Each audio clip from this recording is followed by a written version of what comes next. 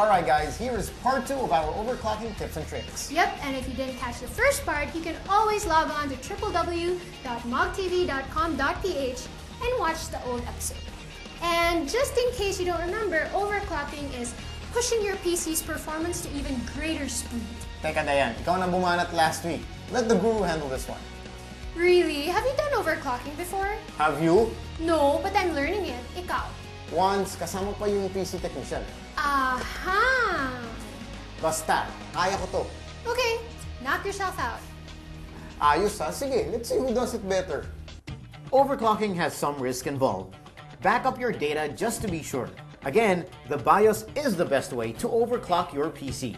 Some of the newer BIOS actually have menus that allow you to adjust the overclock from 5% to 30%.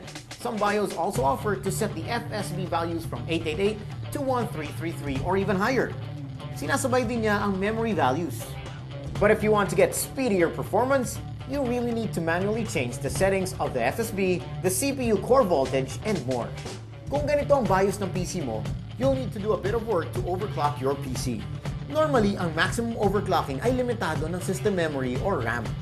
Kailangan malaman mo kung ano ang top memory bus speed in which the PC memory can handle while keeping it synced with the FSB.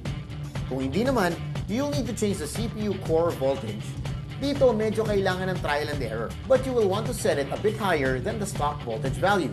Pag nagawa mo na ito, save and exit ang BIOS. Kapag umabot ka sa Windows, that's a good start.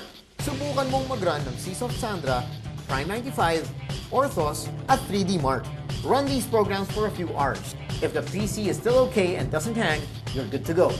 If you think that the current boost in performance is not enough, go back to the BIOS and start fiddling with it again. If your overclock does not work and makes the PC unstable or it completely shuts down, don't worry. You can still get it all back by clearing the CMOS. This will basically discharge your motherboard's capacitors. This will reset your BIOS settings back to default and you'll have to start the overclocking process all over again. I do hope that you learned more on overclocking, and for more tips, you can always log on to www.mogtv.com.ph. Tandaan, overclocking is really a trial and error process. Always check the MOGTV website for updated links.